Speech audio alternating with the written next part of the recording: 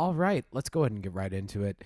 So, for this song, both of our thumbs are going to be sharing this D right above middle C here, sharing that note. Now, in this song, we do have a key signature. It's going to be F sharps. And so we're going to go ahead and put that 3 in the right hand up on F sharp, that first black key there. And so for this introduction here, we're playing chords in both hands at the same time to create some nice, really thick harmonies there. So right hand is pretty much going to be doing 1, 3, 5 on most of these, and left hand is going to be kind of going up. We're going to be holding the 5 each time, or not holding it, but playing it all the time. It's always a G, G, G, G, G. And this upper voice in your left hand is just kind of walking up, walking down. To have this type of motion in the left hand, switch to 5 and 2, switch to 1 and 5, switch to 2 and 5. And so it just kind of repeats that. Notice those articulations there. That first note is very short and clipped. The second note is a half note. We're going to play it long. Just a reminder, this song is in 3/4 time signature, and so we're going to be counting to 3, not 4 here. And let's take a look at the right hand. We're going to start off with a 1, 3, and 5 on D, F sharp, A. Going to be playing that 1, 2, go up a whole step.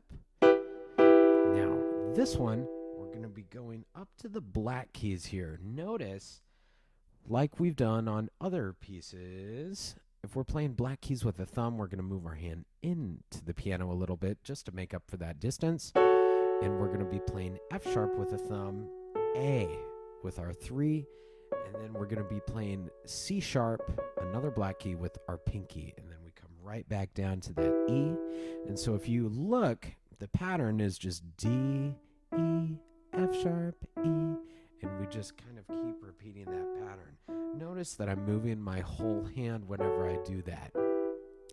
A good practice tip, sometimes I have my students just not even worry about the rhythms and just practice holding, move, holding, move, holding, move, just to find where the notes are on the piano, just to be comfortable with where things are. So this is going to be the intro with hands together. Notice also dynamics are a super important part of this. We're going to start out soft, going to build louder and softer, softer again, build a little bit louder, and here we're going to take the second ending short, and then after that we're going to move your right hand just up a step. It's going to be 3 on B, 3 on B here.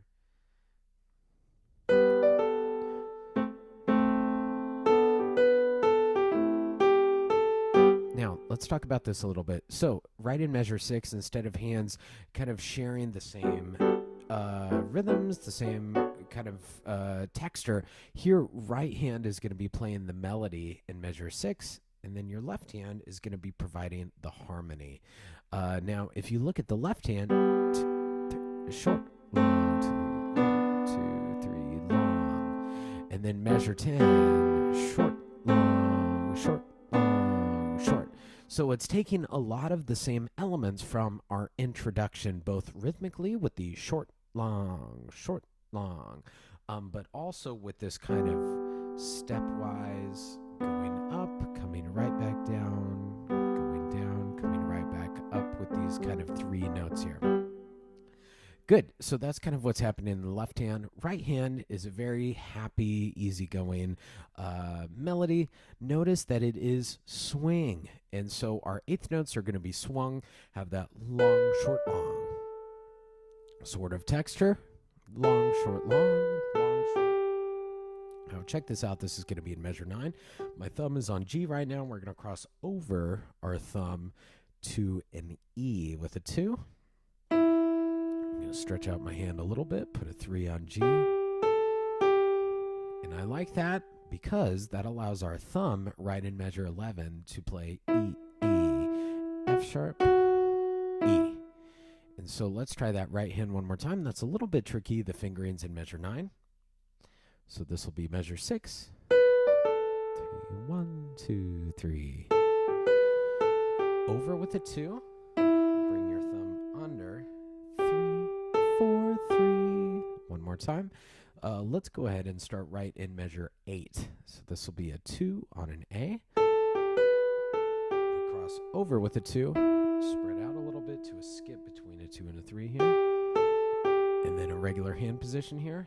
And let's hear that with hands together, measure 6. Short, long, over, spread. And then the hands kind of come together here, which is a fun texture, kind of like the beginning there. And then right in measure 13, we have E, G, thumb under to that A. We're going to swing our hand around. And it's very similar. It's the same notes as measure 6, except we have a little upper echo part. 4, 5, 3, and that's going to be on E, F sharp, D. And we stay right there. Look at that left hand. It's still doing the exact same sort of thing that we've been doing. Right in measure 17 is kind of a fun right hand sort of thing. And if you look at my hand position here, it's a little odd. I've got 1 on A, 2 on B, and there's a skip between my 2 and a 3 right now. 1 on A, 2 on B, 3 on D, 4 on E, 5 on this F sharp. And in music, we call this a pentatonic scale. Pentatonic comes from the root 5. This is a 5-finger scale. And this particular one is kind of based off of B minor pentatonic. And all I've done is kind of rearrange the notes here. And so that's kind of what's happening. It's a little unusual hand position, but it makes a very, very nice sound. And so right in measure 17, we're going to go 4, 5, 4, 3, 2, 1. And it's a really, really nice sound there. So let's try measure 14, hands together. And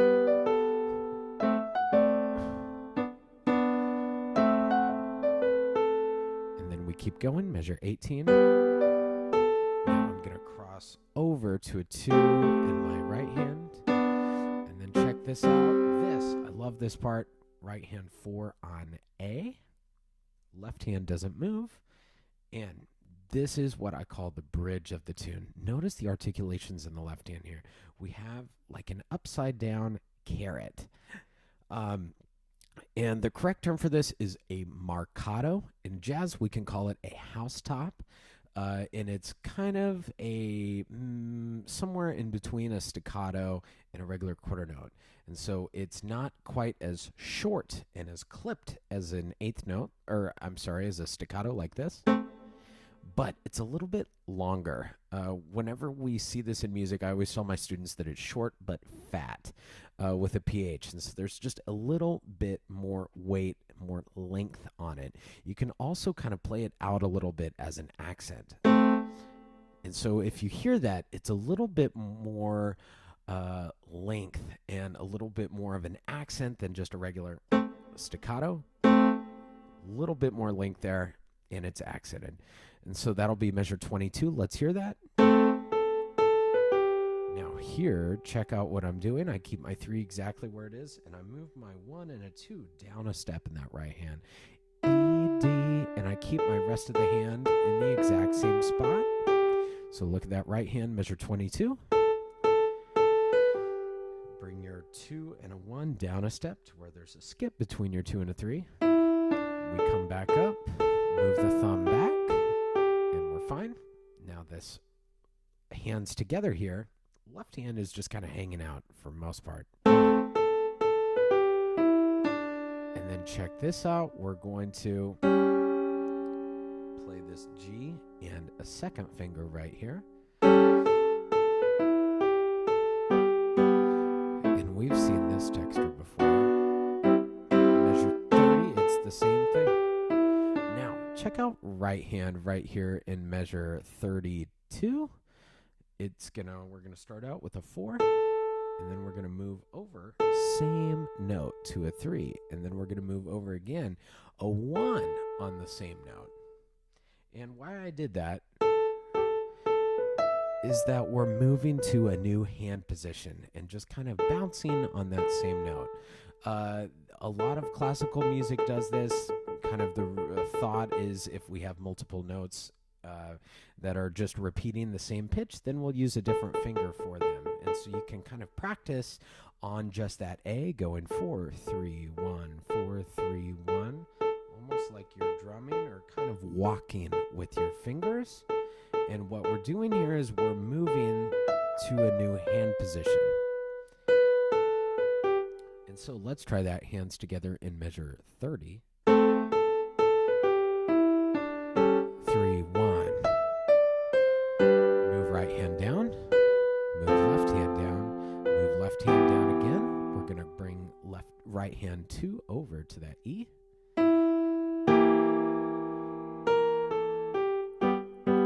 Now this should look familiar.